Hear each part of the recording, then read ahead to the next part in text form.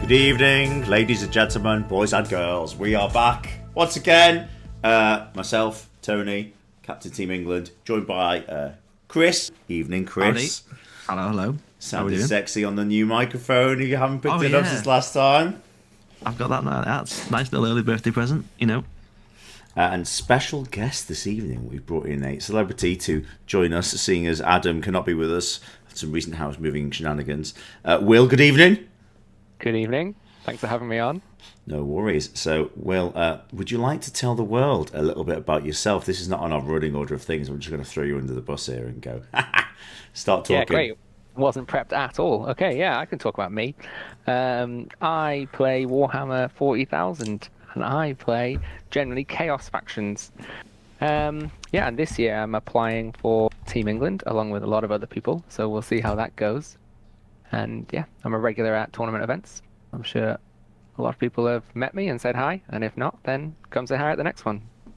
What a wonderful push for his place on Team England there. Come and say hello. I'm part of the woodwork. Can't get rid of me now.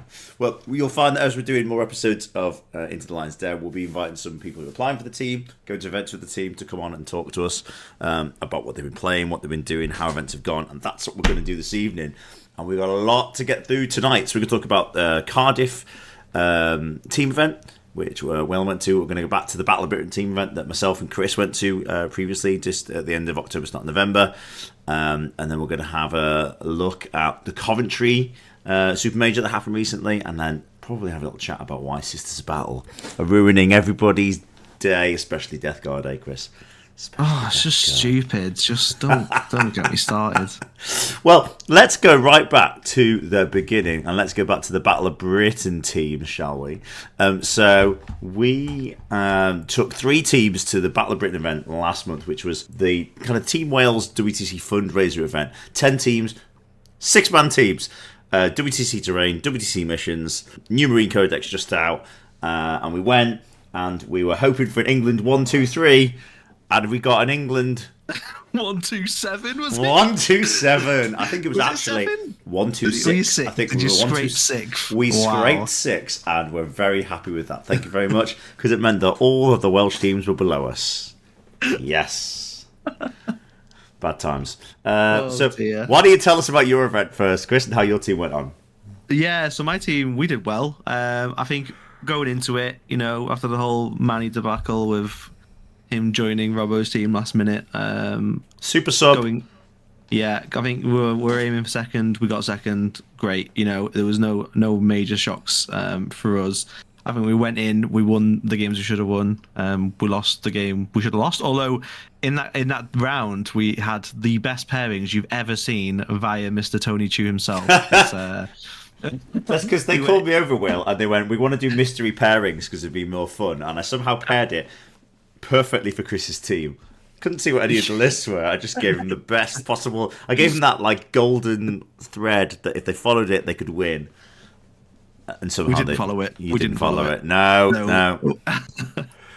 I mean, it was one of those. It was like, okay, Manny did Manny things. A couple of games went really skew on the dice.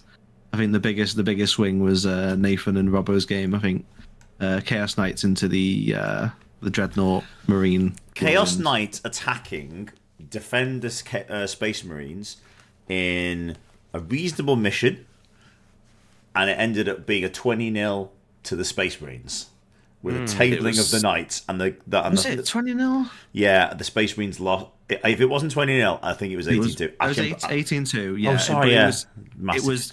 It was real bad dice. I mean, we're talking like I think like 4 like brigands would shoot a dreadnought, wouldn't kill it, and then it would shoot back and kill one, and it shoot back, and it'd be like, right, okay. The cheeky story I was told was Brigand 1 shoots down.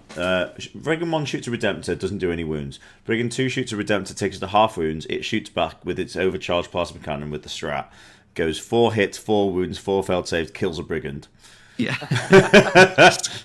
And he just did that all game.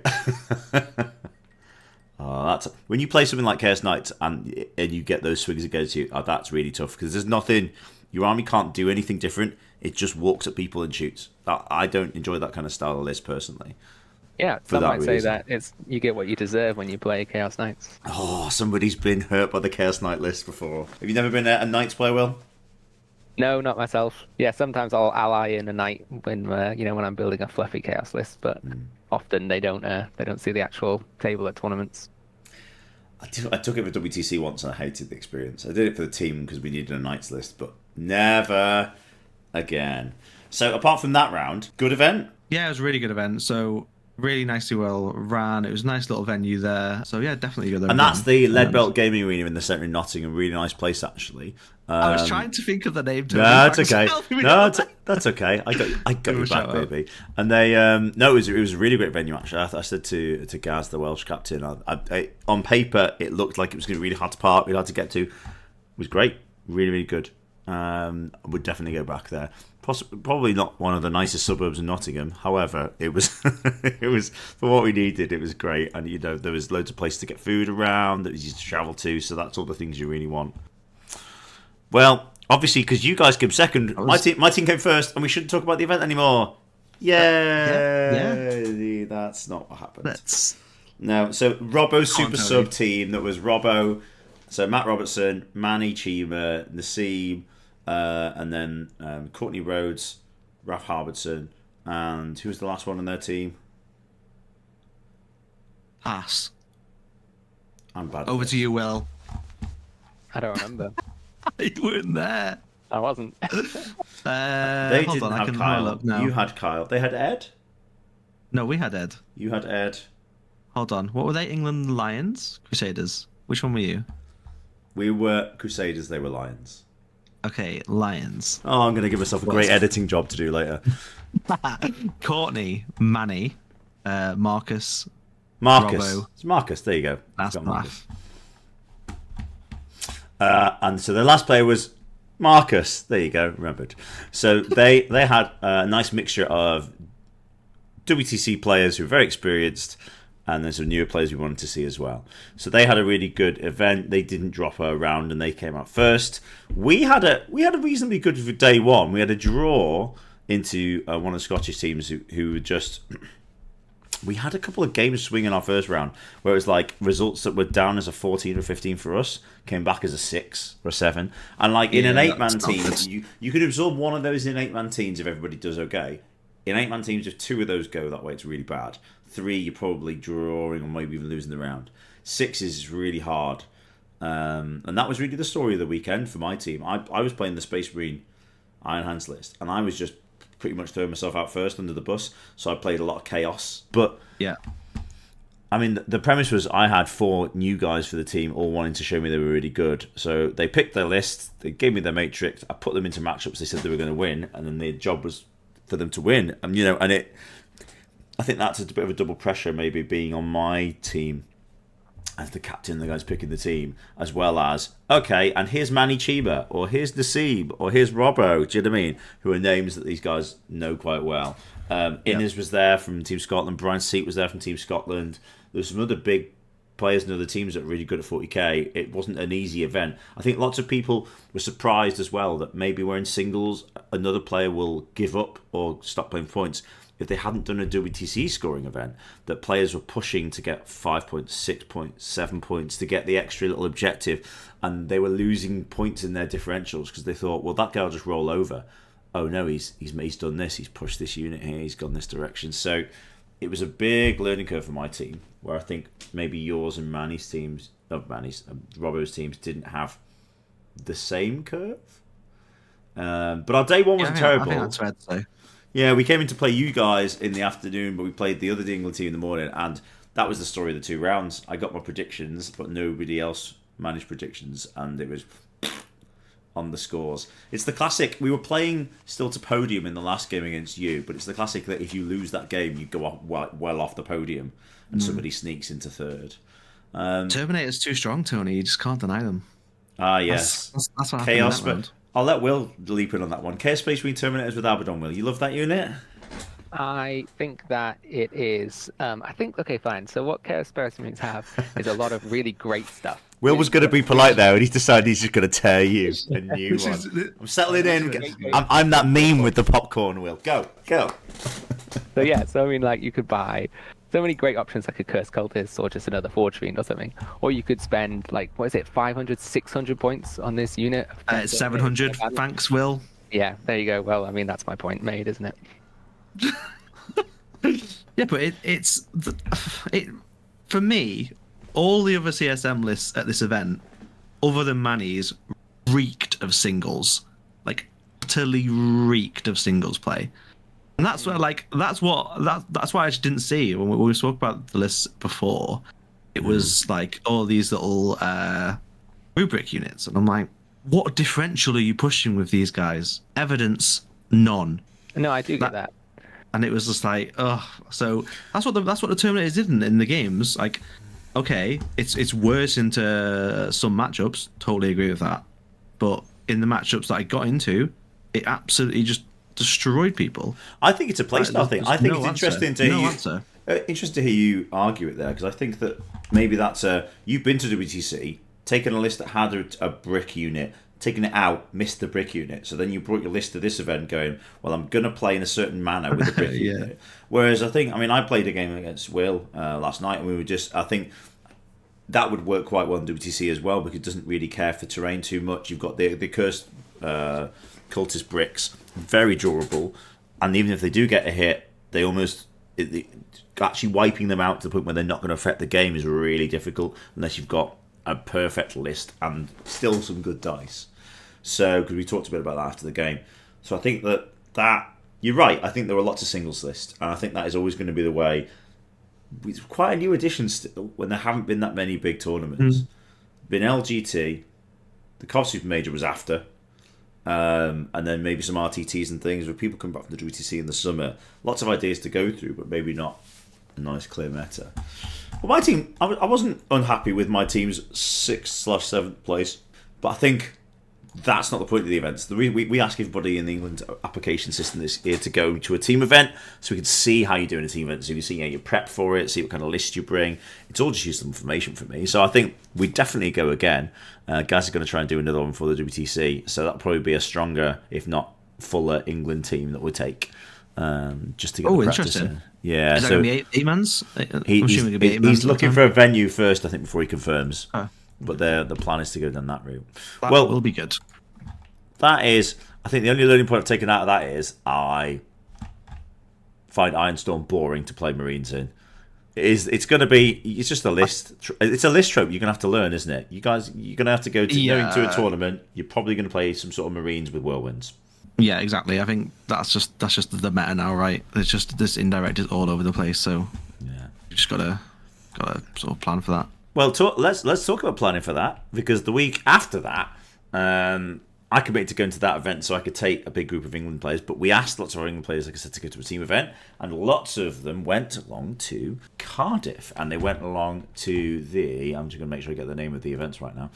The Vale Renegades. Is it 4-man teams, Will? Yeah, the Vale Renegades, that's right. I couldn't remember it, but as soon as you said it, yeah, that's it, rang the bell. This is the podcast where we do not care about your events, names, or organisers. So it's the Vale Renegades Open Brother-in-Arms 2. A Warhammer 40,000 event consisting of 5 games over 2 days. And how was it? Yeah, it was great. It was actually, I will say that the venue, maybe this is an echo if you've heard them talk about it on a different podcast, but the venue was actually incredible. I've heard this store that was like, it used to be, I guess, like a car dealership or something, so it had this like great floor on the ground floor, and then like a balcony level, and the balcony level, and it was all like glass windows up for both stories, so it had this, like, just felt very spacious on almost all of it, except for when we got there and we realized the table we were playing on was right in the corner, and then you realize you were in the one cramped part in the entire building. But no, it was fantastic, and the prize support of this thing was incredible. Like, I don't go to tournaments to I spend my money to go to tournaments. I don't expect to make any back, but they were very generous, so we ended up winning a decent prize, and across the team it really adds up. So yeah, I think this is at Firestorm Games, isn't it? But they've moved out of there. Games, they used to be in like an industrial site, like warehouse place, wedged in between a few other businesses, and they've moved from there. Well, I've only been to this one, and it's incredible. Yeah, I mean, because I come from Newcastle, so it's a long way to Cardiff for That me was a for this big one drive. weekend. Well, I'm very Wow, glad that to. is- Yeah. I ended up, I drove for I think 12 to maybe 14 hours, Dear God. to then play 15 hours of 40k. So, but It would take me about the same time to get to the WTC in Belgium that it takes you to go from Newcastle to Cardiff. Oh my Yeah. God. Well, so you guys ended up winning a prize? yeah, we did. Yeah. So I'll run through it. So there was basically in the run up there was I'll say so I was on a team with me, Manny Chima, Ed Watts, and Daniel Whitaker. who That were Manny all- Chima, he gets everywhere. If you've got an Oh. event, he's going to be Well, there. This was a team. I was invited to this team by Nas. Nas was like, "Let's go to whatever this one was, Firestorm Games and Vale Renegades." There we go. Yeah. And so it was me, him, and Ed in the team. I was like, "Great, I'll get my brother and we'll go." Sounds like a good event. And then 2 weeks before the event, Nas was like, "Actually, I can't make it. Sorry, guys." So we're like, "Okay, who are we gonna find? Let's get Ed to ask Manny then. Why not? Let's trade one superstar for another." And lo and behold, we did. So we still ended up with quite a stacked team. Yeah, that's And a we, pretty good team, yeah. We identified 3 other teams that we kind of felt really had potential and were going to take the event seriously enough to walk away with a win. And they were there was like a Mind Goblins team with Tom from 6++. Mm-hmm. There was another Team England team headed by Robbo, and then there was I can't remember what those guys are called. Something to do with fire. Anyway, they were there too. And we don't talk about them on here. So, Love you guys. So having identified that they were going, we ended up calling our team very, very antagonistically Extinguish. I wonder if the listeners can figure out who we're talking about. So these 4 teams, and maybe it wasn't the full A team for Ignite, but it was still very impressive. You wouldn't want to draw any of those players at a singles event for sure. Yeah. But same could maybe be said for many of these teams that were going for it. So then the final results, were almost directly proportional to what I think was the amount of the ratio of the effort you wanted to put in to the win, which is really interesting because we and our team, we're very competitive and we all definitely wanted to win and we thought about it and we put some effort in. But at the end of the day, we were still like laughing and playing. I don't know, Yeah, We were there to I have a mean, good time. We were I there don't to know have a- what you and Dan are like, Will, but if Manny and Ed had anything to do with trying to organise your guys' matrix or anything like that, I didn't have much hope for that. Well, I'll be honest. we had a decent matrix. We built like a little model and stuff like that. But Okay. but we only really planned it into one team, and that was Team Ignite. Yeah. Because obviously we named ourselves Extinguished. We had one job, so we planned that matrix, and we drew into them round 4. We were both undefeated at this point. We'd already played Robbo's team the previous round 3 of the previous day, and this is at the other end of the spectrum of the 4 teams of wanting to win but taking it maybe less seriously. And they arrived at the table and just held up their cards. We're like, there you go, pick one. That's your turn. Attacker, whatever. Super prepped. Robbo is Robbo at team event is either super prepped or has no cares in the world. Yeah. There's no Well, in I think between. they're to play 40k, treat it a bit like a singles event. The pairing doesn't really matter, It's like you take any matchup you were given at a singles event, and if in a 4-man teams, basically you have to prep for that anyway. So, yeah, just treat it like whatever you've drawn. And I think it was a fine way to do it, but I feel like we got the better of that pairing because of the choices we got to make, and we ended up winning that round. Who did you And play out of then that team, Will? I played Tom on his orcs, Tom Higginbottom on his orcs, yeah. And how it was did that go for okay, him? fine. It went fine. It was actually my first game into orcs, so I didn't know how to approach it, and I felt like our matrix was good for the round. So I felt like I didn't have to take any drastic risks. So I was like, maybe a close win, that's what I was going to aim for. And at the beginning, he was like, should we just go get a pint, call it a 10-10? And I insisted that we did not. Yes, I've heard That this. is- So three hours later, we submit the score. He makes one final charge on the last turn to take an objective back off me for the end of the game, and we count up the score 10-10. Oh, that's That's horrific. I was working very hard to get an 11-9, and then he made that charge, and it was a 10-10. I was like, oh my gosh. Dear. Now, just while we're that, were you running a beautifully painted Chaos Accursed Cultist army for this? I was, yeah. I was running. I borrowed Manny's Accursed Cultist for these ones that he'd ran at LGT. Beautifully painted. I also had ran Accursed Cultist at LGT, but I borrowed them off one of the mine goblins for that event. Nice. So I mean, I've got an own open any pack Accursed here Cultists. for sale if you want them. Yeah, maybe, but I mean, they're just. Hey, Chris, we're not The turning it expiry into your date. eBay trading page, buddy. Roll on. Oh, God. I just feel like they're gonna run out. They're gonna go out of date pretty soon. So I don't necessarily want to spend however much money that many accursed is. They're at a Yeah, funny point in the meta, though. Like they could just survive. At Yeah, the points because where they are. no one wants to spend 300 quid on cultists. That's why. It's like Manny is crazy, and then no one else buys it, so then it might get missed. Because it's not chosen, it's not Forge Fiends, it's not Chaos Lords, it's not Rhinos at 75 points. What the hell? Well, don't get me wrong. I've got all of that in the list. I know. but Chaos it's is such good value at the moment. The points is just crazy. Yeah.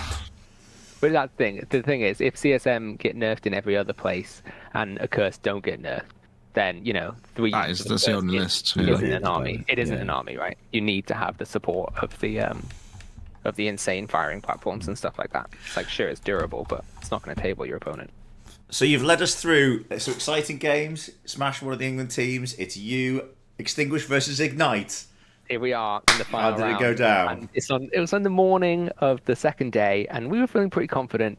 So you'd had all night to prep for this. You'd been. We had already prepped, and actually, what we realized the night before was that a lot of that prep didn't account for this one mission, right? Which basically turns everything on its head, which is the kill more, hold more mission.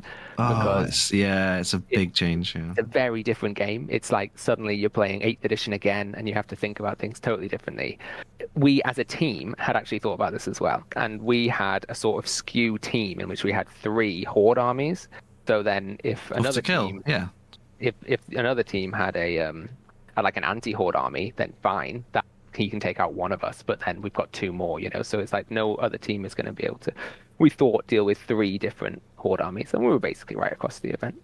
So, but horde armies, they fall apart in this kill more metric. Well, a lot of them do, because definitely the Templars and the World Eaters have a lot of units, so they can just get killed more on the way down, basically. It's not so much with the Accursed Cultist. Like, I don't think I gave up that many Killmores, so different. Well, no, you're hard to get through the bricks. You've got maybe some Warp Talons, but they can reserve. The Rhinos behind Ruins, not every army could deal with those. And you're kind of picking and choosing with your lords, aren't you? So it didn't change my matrix, but it did change Manny's, and it did change Ed's. So we were kind of thinking about that a little bit on the fly. But still, we were way ahead on battle points, so we knew that we were aiming for a draw here. So we kind of paired and then played for close games, and we were pretty confident that we could all pull that off. And so we got the pairings that we wanted. I think David and Chris were quite intent on the laptop, and I think they also got the pairings they wanted. Then it was a little bit iffy. When both teams are smiling. That's 90% of teams, though, right? That is 90%. Yeah, Everyone thinks, we've got really, guys, we're up 5 or 6 points here. Just play for your points, keep it tight. Yeah, good. Someone's got the matrix wrong. I've lost track of the number of times at the actual WTC event, post event. Like, a lot of the big teams you play will ask to share a matrix, and you'll share it, and you'll go, "We both paired this, thinking we were on the low side of a win. We both came out quietly pleased with ourselves, and then that didn't work like that." Some of it's luck, some of it's just not knowing the matches. But so, how did your round go? There is some serious issues with the matrix, isn't there? Because often there's so many variables it doesn't account for, right? So it can't ever account for every single time you meet that army across the table against every player, right? So I think that it's maybe I think not a that there is system. The system is never going to be perfect, but where I think that England as a team needs to improve for next year's event is I need 8 players that actually know in that mission this is better or worse for me. I've played that army, it's better or worse for me. I have a rough idea of how the game goes, and I can say that last year and the year before better last year, worse the year before. That was an issue, and I think that's what leads your colours to be. People will. Well, what do you think they'll predict, Will, if they're not sure?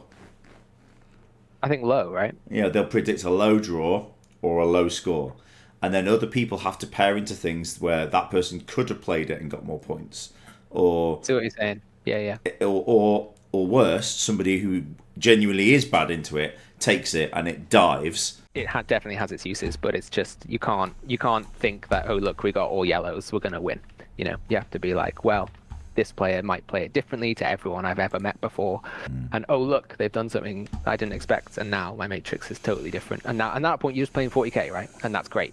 They're the best games, maybe. So who did you play against out of the Ignite boys? So I played against Lewis, and he was on his Tau. So it was Lewis, Boris on CSM, Chris on Marines, and David on Eldar. Eldar. And you were on Accursed. What was your brother on? Yeah, I was on Accursed. My brother was on Eldar as well. He always plays Eldar. But yeah, and then Manny was on World Eaters, and Ed was on Templars. So we got a Marine off, we got Eldar into CSM, we got World Eaters into Eldar, and then we got my CSM into the Tau. So we felt this was pretty good because we felt the World Eaters one was drawish, we felt the Marine off was drawish, and we felt the the CSM Eldar can go one way or the other, but can also be a bit of a wash, yeah. And same with Tau CSM. I've thought about. I lost to Alex Harrison's Tau at LGT. So obviously I've been thinking about playing Tau quite a lot. So I was pretty confident going into this matchup because I knew how to approach the game. Do you hear that, Alex? You're in the book of grudges. You're going down. He's coming for you. It's all Tau is going down now. And so yeah, I managed to win my game, which I was happy with because obviously that's turning something, that's developing my place, developing that game, that matchup, having lost in the past. Now if you sit here and point figured out that you can actually win with this army. Yeah, so I was happy with that. But as a result, and overall in the team, we did lose the round, and it was close. It was I think it was only about 3 points off a draw, I believe. That's really close. It was always going to be close, though. Like with both teams, we knew it was always going to be close. It's just we had this advantage of a draw basically being a win for us.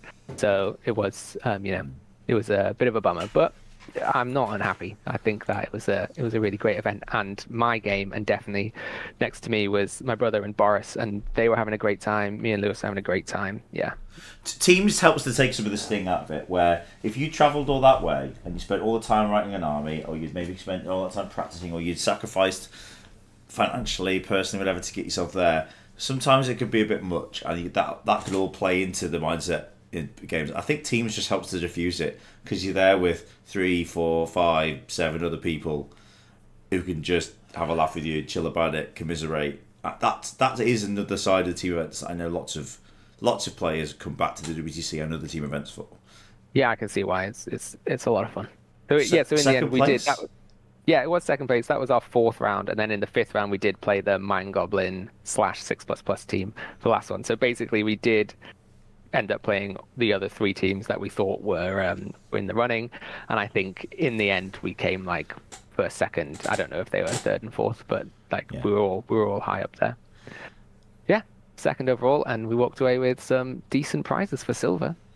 Very nice. Well, thank you very much for coming to tell us about that and to talk to us about why your list is the superior chaos list. It is the superior chaos list. Well, speaking of inferior chaos lists, we can hear about how Chris got on at Coventry with his Death Guard list. Oh yeah, this was so Death Guard. So Death Guard are in a funny place, right? I was going to Coventry and I was just like, I can't be bothered taking the CSM. It's boring. Let's try something new. And I'd been playing around with Death Guard online for a bit, just looking at them for teams, because I'd played against them when they first got the update, and when you first play that game versus Death Guard, after their changes, you just go, what the hell? Because they do the debuffs, so much damage. It's like, have you played them with the Accursed yet, Will? Sorry, Chris. I played them Go on. with demons on LGT in the Invitational, and I managed to win that with a Khorne demon list. But it was outrageous; they just never died. But a lot of I think demons is actually quite well suited for it because a lot of their buffs is about AP, and demons are like, well, we don't care. Yeah, don't care about saves or anything like that. Yeah, that I mean, basically hasn't but the changed in that -1 matchup. save debuff is the one that leaps out of the page for me. I mean, I know there are other Yeah. options, but one reduces your OC and one makes you -1 to hit. No, -1 to hit into Khorne demons. So you that next to a unit of Nurglings, right? You're hitting on if you're something that hits on 4s like Blood Crushers. You hit on You now 6s. hit on 6s. You're like, well, I can't do damage. What is this? Just Nurglings Yeah. dancing around singing that. You go, na na na na na na. Amazing. So yeah, for anyone who doesn't know the new Death Guard changes, so originally they had 2 army rules. Oh, I think which one's the army rule? Which one is the detachment rule? But either way, one of the army rules is you get sticky objectives. Contagion Right. range is their detachment rule, so that hasn't changed. That's a detachment rule. Yeah. Cool. So the army rule is sticky objectives. Fine. So the contagions used to work where, battle round 1 it's 3 inches range, battle round 2 it's 6 inches, battle round 3 onwards it's 9. Great. What that used to do is just give you -1 toughness if you were in contagion range. Okay, fine. But what it now does is before the battle begins, you pick either there's 3. One of them is -1 save. One of them is -1 weapon skill and ballistic skill, and then the third one, which you will never take, is -1 OC to a minimum of 1. Now, if that had like the AdMech the AdMech rule, where it's just -1 OC flat, that could actually be incredible against certain armies, and you definitely pick it. But the minimum one screws that a bit.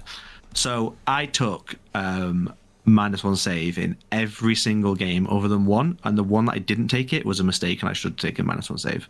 It is. Hey guys, So- Death Guard have got good. these 3 great options. You're never going to use 2 of them. Just take this one option. It's always Pretty the way. much. GW always does. Like, here's 3 flavors. What do you want to pick? The best flavor every time. The best flavor. Thank you. Just that one. Yeah. Like when it was custom craft worlds for Eldar last edition, and there was like 25 different combinations, and you were like, no, I'll have like ignores cover and reroll a hit and a wound. Thanks, cool. Every Eldar army was from the same one. Same when it was custom marine chapters. There's just anything that improves your damage output or averages significantly. It's just a no-brainer. So coming back to that list, then Will, have you played that into any of the Chaos Accursed builds? I haven't played against Death Guard yet. No, not in this one. But also, it's an invulnerable save again, so I think that probably it doesn't. Is it -1 to invulnerable saves as well? No, it's not. Oh my god, imagine Yeah, it was incredible. No, I think that probably it's. I mean, so this is. I mean, I won that game into Death Guard with demons as well, and demons are, they're not in a great spot, and it was just the same. Death Guard were just the same as they've always been. So it's like great, they're powerful, but they just don't move, right? I'd seen Chris's list in action. We're not able to practice game with that. I thought it wasn't too bad, and you had some Rhino-based units. Some obviously the plate bursters could be annoying, but I'd made the list. I wrote the list only for CSM and Eldar. That's all I took into account. Any other armies, I was like, cool. If I face them, I'll just try and outplay them. And that's basically how it went. And I only ended up, out of the 8 games that I played, I didn't play CSM once. I played Eldar twice. So, well, how did your Eldar games go? Eldar games went exactly as planned. So Incarn just cannot interact in that game. So you're basically, the Eldar are playing 1600 points straight off the bat, because the Incarn comes in, Incarn instantly dies. Incarn comes in, kills one squad, kills a Rhino. I don't care. It just instantly dies. Just nothing in the game. And I think it's just with the Rhinos, it's so easy to play around the Incarn now, especially because what a lot of people miss is a little tip is just push your Rhinos up against walls. It just screws. Like you go with these Eldar players, they go, cool, I'm going to pop this Rhino, I'm going to get lucky with my free spinners and get some warp spiders over there as well. And then you go, cool, okay, so all the guys get out, they're going to line this side of the wall with bodies, so you're forced to come over the other side of the wall. So you've now wasted an entire turn of shooting, killing a rhino, and you've not even got to teleport your Incarn because your Incarn goes over there, can't see anything, can't charge anything. That's one little way to get around the Incarn anyway. But just in general, I think the trick is with the Death Guard. Just the grenade spam is ridiculous. So they have a unit called the Biologist Putrefier, which has a rule where it can throw grenades for 0 CP, even if another the reason you can do it is because I think it says this model can do it rather than the unit. So it gets around the you can only do this once per phase effectively.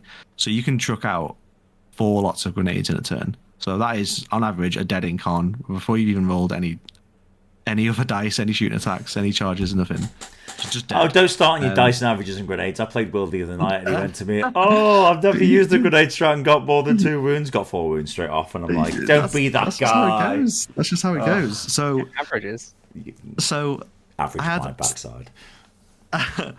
Other tech pieces I had for the CSM and Eldar games were obviously Playburst Crawlers are fantastic into Eldar. They just pick up all the Swooping Hawks. They'll kill the Farseer, etc. So you're taking Assassinate, but people have started bringing Farseers for that reason. They're decent damage, -1/3 damage on the Playburst. No. Oh my god, if they're 3 damage. 2 damage. Strength 8, AP 1, 2 damage, but they're D6 plus 3 shots blast. So they're nice. They're just nice, and you can make them hit on 2s with a few different combinations of stratagems and characters, even in indirect. So it's really good.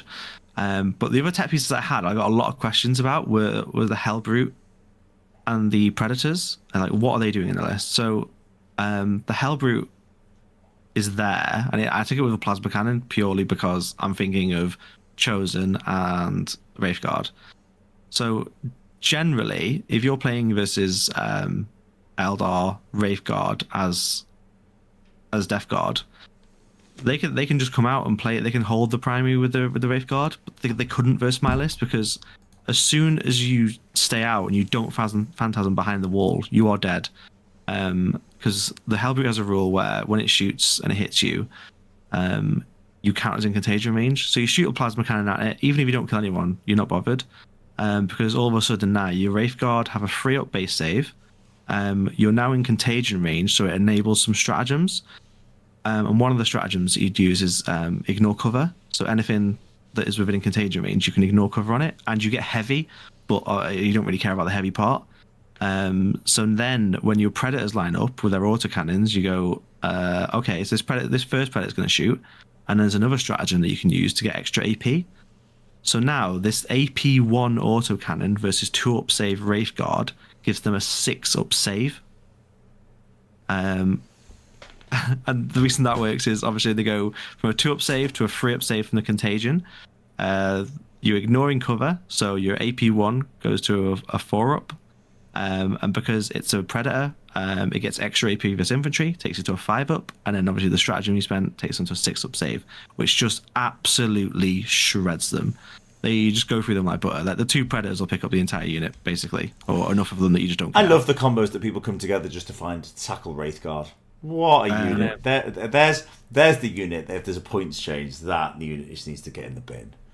So this is what happens when they don't phantasm. What happens when they do phantasm? Well, when they do phantasm, you're fine because you have these little 5-man units of Plague Marines that are running around the board scoring all your points.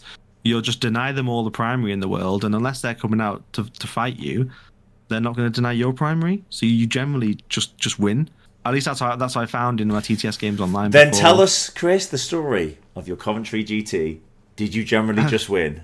Did you come away with a big UVTC trophy? I beat the Eldar, and apparently I didn't actually stay because I finished my last game like an hour and a half before, and I was like, I've got like a 2.5 hour drive. I'm not hanging around. I could be home already, so I didn't hang around. Apparently I won best chaos. I don't know if that's right, but that's what I was told. Congratulations! Nice. So that was all right.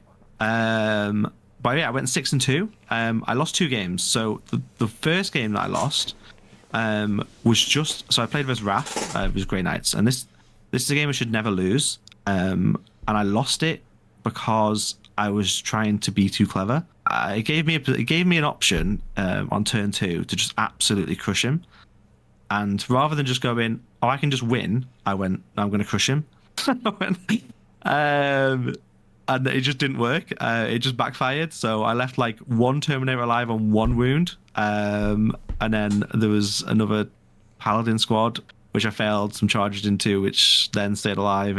It went bad, but I lost by 3 points in the end. But that's just one of those. It was just like I was just trying to be, like push a differential that didn't need to be pushed for absolutely no reason. So I spoke to Raf afterwards. It's like I just literally just push all my vehicles at you, and I'm like, yeah, that was my game plan. Like, I had it in my game plan to start with. I was like, okay, I'm taking cleanse and homers.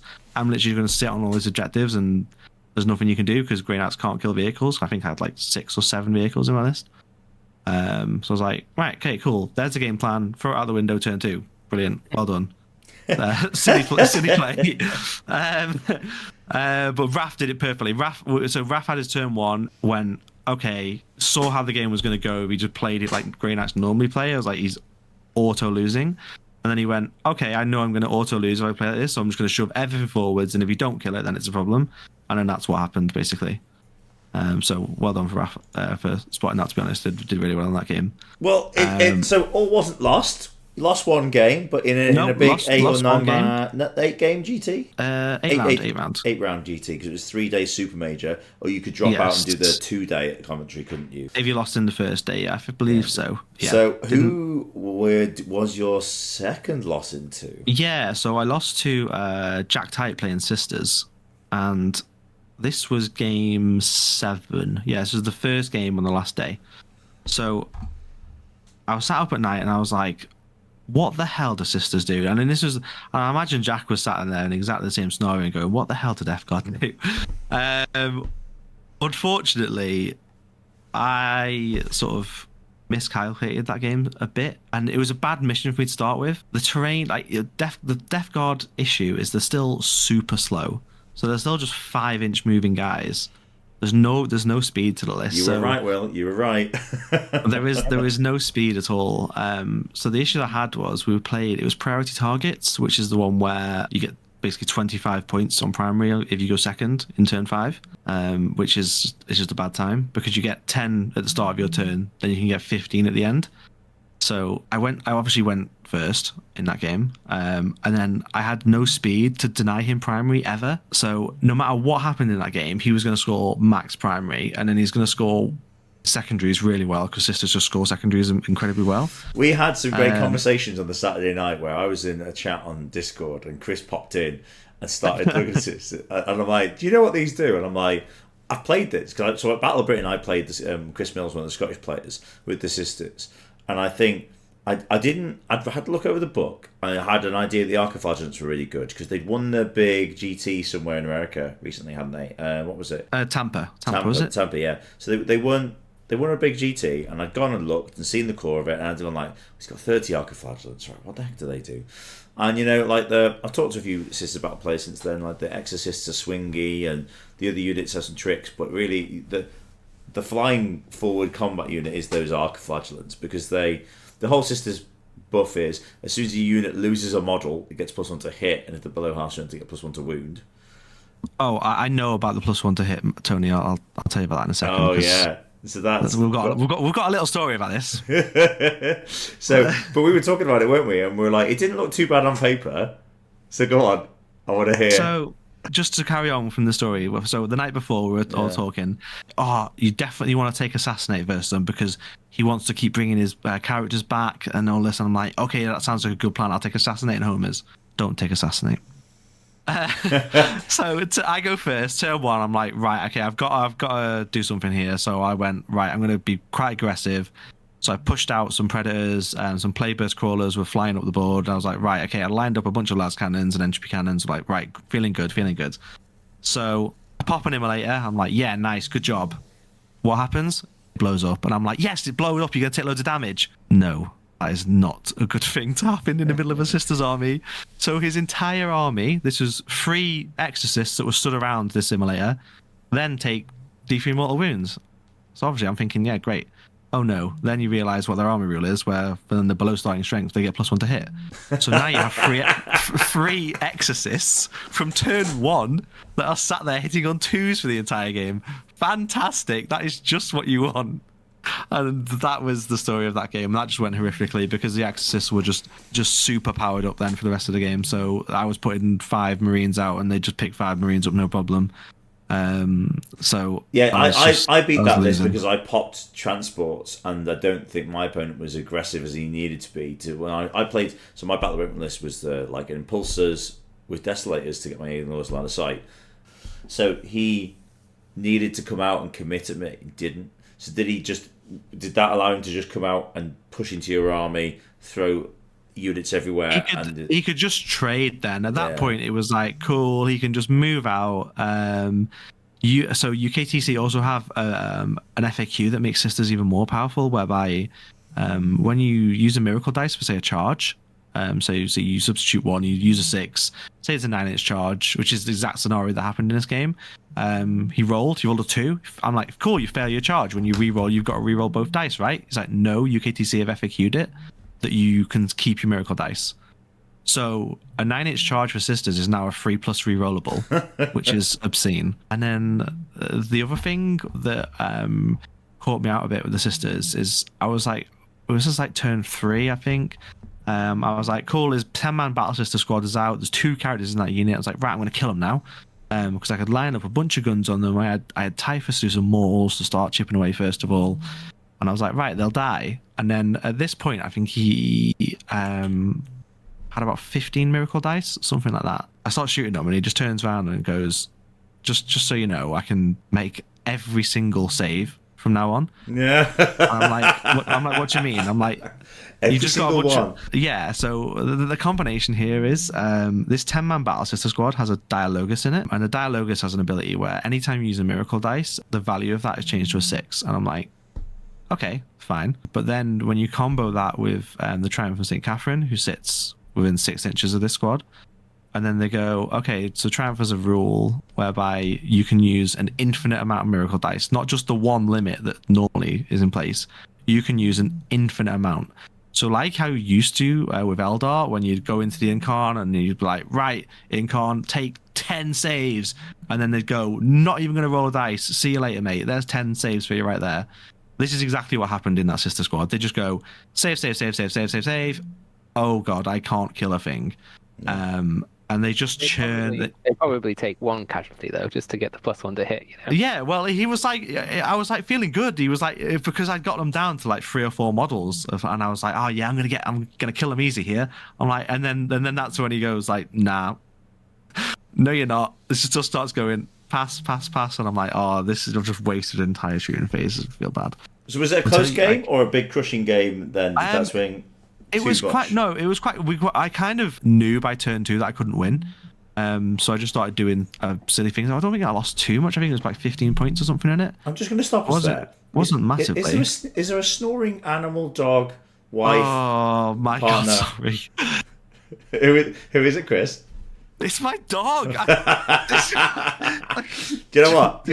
I am not editing this at all. It's been happening. It's been going on for most of the time. You're talking about. Honestly, only for most of this battle, right? And I had to tread carefully there because I was like, well, it could be the missus. You never know. So my dog is currently sleeping below my desk. And she's a tired girl. She's a tired girl. To be honest, I was like, oh my gosh, is this me? Right. Well, there's a point there where Will hadn't spoken for a while, and I could just hear this snoring, and I'm like, there's 2 options here. There's either the 3: a dog, a wife, or Will's fallen asleep. Amazing. No, that's funny. So how does that play into your list that you've been running at the moment, Will? Do you think that the sisters offer a good threat for the Chaos? Did you think, like a lot of things, Chaos just go, that's cool, Chaos that's a nice trick, right? CSM are too strong. That's what the fluff says. They'll run over that. Yeah. You just have to push forward, right? But I actually, at the beginning of 10th edition, I decided that I was going to play sisters. So I started, I waited for the rules to come out. I was like, a bit disappointing. And then recently I've been picking them up since they got all those points dropped. So I was like, wow, we're suddenly talking here. And now people have started winning. So, I've got a bit of hobby lag, really. It takes me a while to amass an army and get it painted up. But I'm finally taking sisters to an RTT this weekend because I have been buying sisters, even though I have not been buying a Curse Cultist. Love it. So what's in your sister's list? What are you running for the weekend? Well, it is the 30 Arc of Flagellants. Yeah. And then what have I got? So I've leaned hard into characters because I was of the mentality that if you're going to give up Assassinate, then you're going to give it up. And you've got all these great Assassinate character data sheets, might as well take them then. So, I've got Celestine, I've got a Canoness, I've got a Palatine. And I've even got the Demonifuge, which Oh, yeah, so you I got like the them. two... Nice little loan up unit, right? Nice little loan up. because they move 8 as well. Like, that's just good in Sisters, right? Because, out of a Rhino, that's 11. And then, as you say, 9-inch charges are... Do they have Fight First as well? A 20-inch charge. Yeah, Fight First, loan off. Yeah, they're good. They're good. Combination. And they can Heroic Intervene for free. Doesn't often come up because they're not, like, super powerful. Yeah, but that's really good, though, right? For the stratagem that you have for suffering and sacrifice, right? Exactly, yeah. You have to attack me. Yeah, it's very... Do you want to explain that stratagem a bit, Will? Because that's a really powerful part of the Sisters. Absolutely, yeah. So if you're into something like the Incarn or something, this is vital. It's like the Blood Angels, I think, used to have this similar thing in ninth. Yeah. But basically, it's a strat that says anyone who's within engagement range of your unit, your infantry or walker unit, has to fight that unit. So yeah, into single monsters, it's great because you just like the Incarn can't get out of engagement range of you. So you just you put in a throwaway Canoness or something because there's an ability on the Canoness which says you can activate a 2-up invulnerable save for the turn, for example, for the phase. So you run in with that, pop this strat, 2-up invuln, the Incarn swings, doesn't even kill anything. Obviously in this scenario you failed to kill the Incarn, so it's not exactly happy days, but you get my point. You can control monsters this way. But it also works on other units, but you'll need a unit yourself, really. Like a single character isn't going to stop a unit of Accursed swinging or a unit of Chosen swinging. But if you're going in with 2 units of Arc of Flagellants, then one of them pops this strat and pops Fight on Death, let's say, while the other one fights Swings Burst, and then they interrupt. Then you get to fight with both units. So it can be used offensively if you charge something in to take the hits and throw in a killer unit to smash. And you can also limit the hitbacks if there is anything. Or you can do the opposite, and being charged, you can go, cool, I'll take all the hits here on a unit that fights on death, and then my other unit's going to come out unscathed and forge forward. Exactly, yeah. Yeah, it's just good good for efficiency. Or when you have these really squishy units, right, you need some sort of tricks to keep them alive. And it's no surprise that we saw in the 2-day event at Coventry, we saw Vic VJ of that team Ignite once again, leaping to the top and winning also the 2-day event. Yeah, also of latterly of Team England of last year, as part of our application group this year. So he has been really happy. He was running Thousand Suns last year, switched over to the Chaos for a little bit, tried messing with his Eldar. I don't think he enjoyed the Eldar experience because everybody's catering for it and everybody knows the tricks. And I think he likes having a tricksy list and having a list that has lots of utility. So he moved over to the Sisters, is really enjoying them, and did really well. One of those games came first at Coventry GT for the 2-day. So we saw lots of success for the Sisters battle. I think Jack Tyke came towards the top end. Yeah, Jack went 6 and 2 as well. I think he was like 8th or 9th, something like that. So good results for Sisters battle at the moment. Yeah, they're really strong. I think they'll definitely see a nerf to that Miracle Dice mechanic though. It's a real shame. It's just one of those things where Eldar got caught because they were just absolutely ridiculous and Sisters have just gone under the radar. But it's just one of those. It's just super feel bad. You play against it and you go, I literally cannot interact with your army. Okay, cool. But it's a bit like this is almost all they have, if you take that away. Yeah, you have to give them some other little buffs. I totally understand that. So if they get it right, yeah. Well, that's what they did to Eldar as well, and then they totally overbuffed them. So if they get it right, if that isn't a note to end it on for a podcast about Games Workshop games, I don't know what is. Boys, thank you very much for joining me tonight to talk about all sorts of random things. If you've tuned in tonight to catch up on where we're up to, I'm going to attach to wherever you find this podcast the list document from Battle of Britain teams. If you want to have a look through that, that wasn't on BCP. You can have a look, feel free. That's over on Tourney Keeper if you want to go and see how the games and the players matched up. for the Vale Renegades, team event that was on BCP. So you can head over to them as one of the Team England sponsors and find all the lists and how all the players did over that week. You can do the same for the Coventry Super Major and 2-day event. And you can check out both what Chris took in a bit more detail as well, some juicy facts about some of those sisters about those lists. And otherwise, I'm guessing you're going to an event that's going to be on BCP, so people can go online and find out what you're running and how your sisters do by the time they're listening to this podcast. I think it's called To The Brink. I'll just pull up BCP now. Yeah, it's just a local event in Newcastle. Yeah, it's called the To The Brink RTT. And then we've both got, I think I was speaking about this earlier, me and Will will be going to Leicester as well. And that's in 3 weeks. If I can source some to borrow some Accursed, then I'll still be playing them. Better. Oh, get practicing, not, Chris. My offer still stands. There's 40 quid a box. We'll get a little markup. That's more than GW, but yeah, okay. Thank you very much.